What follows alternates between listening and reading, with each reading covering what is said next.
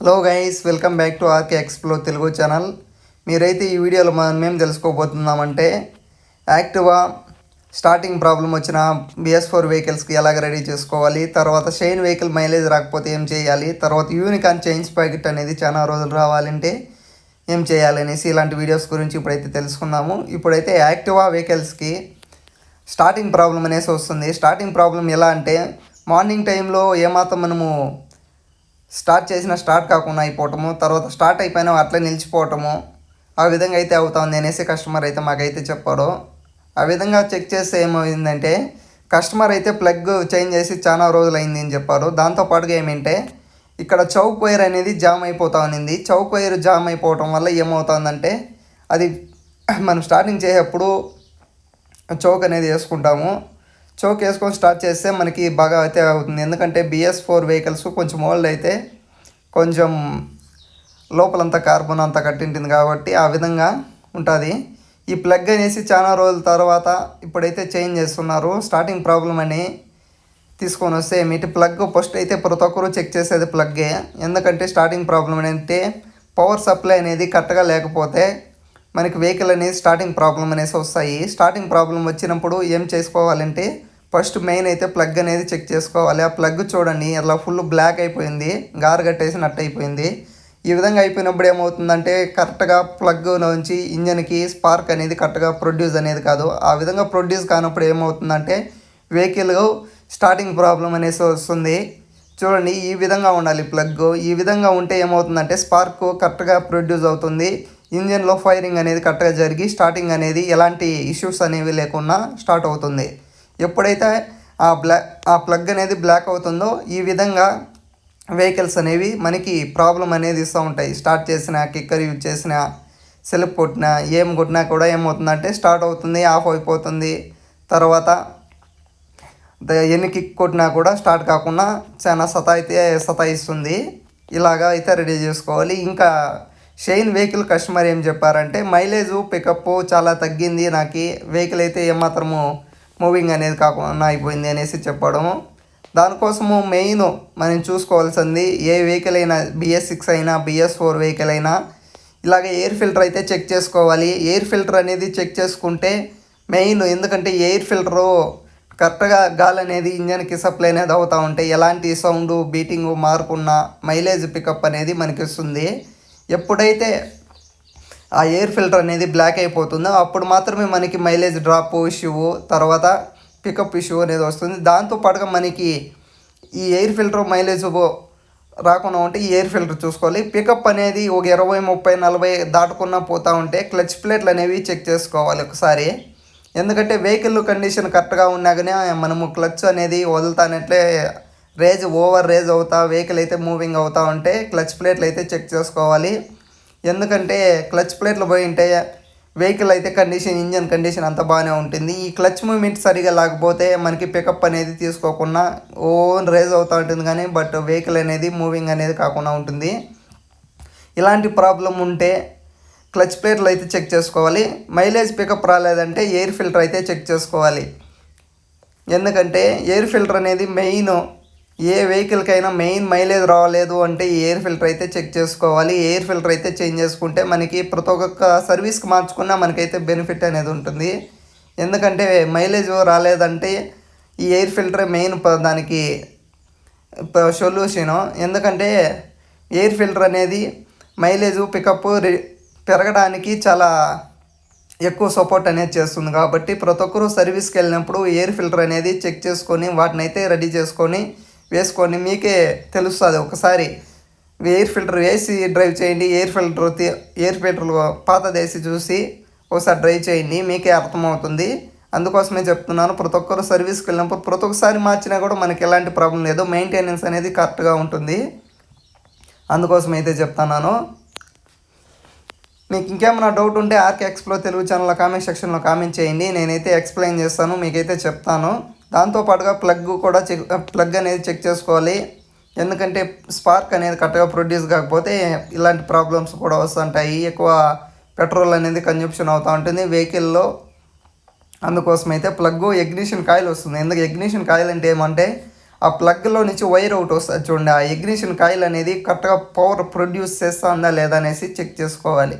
BS6 అయినా BS4 అయినా ప్రతి ఒక్క వెహికల్కి ఎయిర్ ఫిల్టరు ప్లగ్ ఈ ఇగ్నిషన్ కాయిల్ అనేది కన్ఫామ్గా వస్తుంది. అందుకోసము చెప్తాను, ఇలాంటి ప్రాబ్లం ఉంటే ఇలాగైతే రెడీ చేసుకుంటే మీకు 100% ప్రాబ్లం అనేది సాల్వ్ అయిపోతుంది. ఇంకా మీకేమైనా డౌట్స్ ఉంటే కామెంట్ సెక్షన్లో కామెంట్ చేయండి. ఇంకా ఈ వెహికల్ అయితే BS4 షైన్ వెహికల్, కస్టమర్ చెప్పిన ప్రాబ్లం అయితే మీకైతే చెప్పాను. దాంతోపాటుగా మీకు ఎలాంటి ప్రాబ్లం ఉన్నా ఎలాగ రెక్టిఫై చేసుకోవాలనేసి మన లాంగ్ వీడియోస్ అయితే పెట్టాను. మీరు ఏమైనా డౌట్స్ ఉంటే మన లాంగ్ వీడియోస్లోకి వెళ్ళి చూడండి మీకు ఏమైనా డౌట్స్ ఉంటే.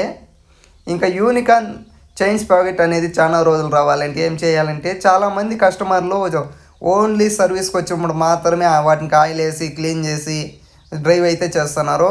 ఒక 10 డేస్కి 15 డేస్కి ఒకసారి చైన్ స్పాకెట్ ఓపెన్ చేసి వాటికి ఆయిల్ వేయించి నీట్గా అడ్జస్ట్మెంట్స్ అనేవి చేపించి డస్ట్ గిస్ట్ ఏమీ లేకుండా ప్రతి ఒక్కరు 10 రోజులకు ఒకసారి ఆయిల్ అనేది వేసుకుంటా ఉంటే మీరు ఒక 40,000 కిలోమీటర్స్ తిరిగినా కూడా ఎలాంటి డ్యామేజ్ లేకుండా చైన్ స్పాకెట్ మనమైతే మెయింటెనెన్స్ చేసుకోవచ్చు.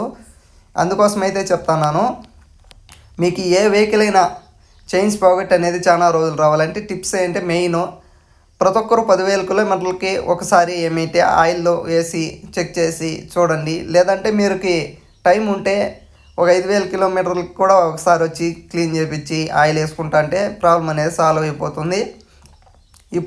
ఇప్పుడు స్కూటర్ మోడల్స్ చాలామంది కస్టమర్లు ఏమి కంప్లైంట్ చేస్తున్నారంటే రన్నింగ్లో వైబ్రేషన్ అనేది వస్తుంది, ప్రాబ్లం అనేది సాల్వ్ కాకుండా ఇరిటేషన్గా ఉంది. కొత్తగా ఉన్నప్పుడు వెహికల్ అయితే అప్పుడు చాలా బాగుంది, సర్వీసులు రాంగ్గా వెహికల్ అనేది ప్రాబ్లం అయితే వస్తూ ఉంది. ఇలాగ ఉంటే మనం ఏం చేసుకోవాలి అనేసి మాకైతే కస్టమర్ అయితే వచ్చారు. నాకు స్మూత్నెస్ లేదు, వెహికల్ ఫుల్ సర్వీస్ చేసి వెహికల్ కొత్త కండిషన్లోకి రావాలి అని చెప్పాడు. దానికోసం అయితే మా టెక్నీషియన్ అయితే చెక్ చేశాడు. గేర్ బాక్స్లో వస్తుందా, క్లచ్ లైన్స్లో వస్తుందా, రోలర్స్ ఏమైనా పోయినాయా, ఇలావన్నీ ప్రతి ఒక్కటి చెక్ చేశాడు. ఈ చెక్ చేస్తే ఏమిటి క్లచ్ లైనింగ్స్ అనేవి ప్రతి ఒక్క సర్వీస్కి వెళ్ళినప్పుడు వీటిని నీట్గా క్లీన్ చేసుకోవాలి. ఇవి ఎప్పుడైతే నైస్ అయిపోతాయో అప్పుడేమవుతుందంటే వెహికల్లో నీట్గా అది వైబ్రేషన్ లాగా గురు అలాగా సౌండ్ వచ్చి, లేదా మనం రన్నింగ్ పోతున్నప్పుడు వైబ్రేషన్ వస్తుంది, స్మూత్నెస్ లేకుండా ఉంటుంది. మనకు తెలుస్తుంది ఫస్ట్లో ఎలా ఉంది వెహికల్, ఇప్పుడు ఎలా ఉంది అనేసి కొంచెం ఇరిటేషన్ మనకి మేము ఫీల్ అవుతాము. అలాగా ఉంటే ఏం చేస్తారంటే క్లచ్ లైనింగ్స్ ఎమిరీతో తీసుకొని అవి నైస్ అయిన దగ్గర కొంచెము రఫ్ చేసుకోవాలి. రఫ్ చేసుకుంటే ఏమవుతుందంటే వెహికల్ అనేది స్మూత్నెస్ అనేది వస్తుంది. ఈ విధంగా రఫ్ చేసుకోవాలి ఎమిరీతో. అది నైస్ అయిపోయింటాయి క్లచ్ లైనింగ్స్. అవి ఎప్పుడైతే నైస్ అవుతాయో అప్పుడు మాత్రం మనకు వెహికల్ అలాంటి స్మూత్నెస్ పోతుంది. దాంతోపాటుగా వీటికి బేరింగ్స్ అనేవి వస్తాయి. ఆ బేరింగ్స్ ఏమన్నా మనకి సౌండ్ వస్తానే కూడా ఆ విధంగానే ఉంటుంది. వాటికి గ్రీజింగ్ అనేది చేసుకోవాలి. గ్రీజింగ్ చేసుకుంటే ఏమంటే రన్నింగ్లో పోతున్నప్పుడు అవి చాలా స్మూత్గా ప్లే అనేవి అవుతాయి. ఒకసారి మీకు చెక్ చేస్తారు చూడండి. ఇప్పుడు గేర్ బాక్స్ అంటే ఇక్కడ వీల్ లోపల ఉంటాయి, గేర్ వీల్స్, గేర్ బాక్స్ అవన్నీ ఉంటాయి. అవి ఏమన్నా సౌండ్ వస్తా అంటే మీకు ఇంకా ఇరిటేషన్గా లౌడ్గా సౌండ్ వస్తూ ఉంటుంది.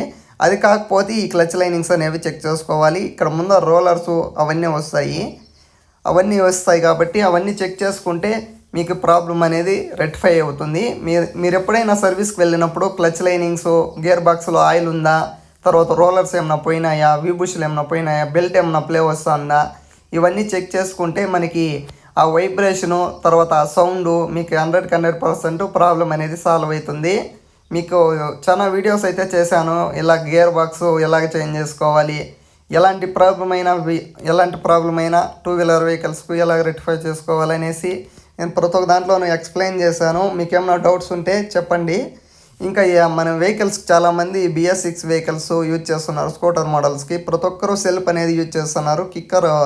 కిక్కర్ అనేది ఎప్పుడూ యూజ్ చేస్తున్నారు. ఎప్పుడు యూజ్ చేసినప్పుడు ఏమవుతుందంటే మనం యూజ్ చేయకుండా ఉంటే అక్కడ రస్ట్ అనేది పట్టేస్తుంది. రస్ట్ అంటే ఏమంటే అక్కడ చిలుము అనేది పట్టేస్తుంది. అలా చిలుము పట్టినప్పుడు ఏమవుతుందంటే అలాగనే స్ట్రక్ అయినట్లు ఉంటుంది. మనం కిక్కర్ కొట్టినా కూడా స్ట్రక్ అయ్యేది, తర్వాత ఫ్రీగా పోకుండా ఉంటుంది. అలాగ ఫ్రీగా పోకుండా ఉంటే ఏమంటే కిక్కర్ వీల్కి గ్రీజింగ్ అనేది ఏమీ చేయకుండా వాటికి ఆయిల్ అనేది వేస్తే ఏమవుతుందంటే అక్కడ అంతా స్ప్రెడ్ అవుతుంది. గ్రీజ్ చేస్తే అది స్ప్రెడ్ కాదు కాబట్టి ఆయిల్ అనేది వేస్తే అక్కడ రస్ట్ పట్టిన దగ్గర, చిలుము పట్టిన దగ్గర అంతా దూరంగా అది స్ప్రెడ్ అనేది అవుతుంది. అక్కడంతా ఫ్రీ అనేది అవుతుంది. ఆ ఫ్రీ అయితే మనం కిక్కర్ యూజ్ చేస్తే అప్పుడు ఫ్రీగా మనకి స్టార్టింగ్ అనేది అవుతుంది, లేదా స్ట్రక్ అనేది అవుతుంది. మీకే తెలుస్తుంది కాబట్టి ఇలా కిక్కర్ స్ట్రక్ అయిపోయినా కూడా ప్రాబ్లం అనేది ఈ విధంగా అనేది రెడీ చేసుకోవాలా. ఇంకేమన్నా చూడండి BS6 అయినా BS4 వెహికల్ అయినా రన్నింగ్ వైబ్రేషను స్కూటర్ మోడల్స్కి అంతా ఒకటే ప్రాసెస్ ఒకటే ఇదే.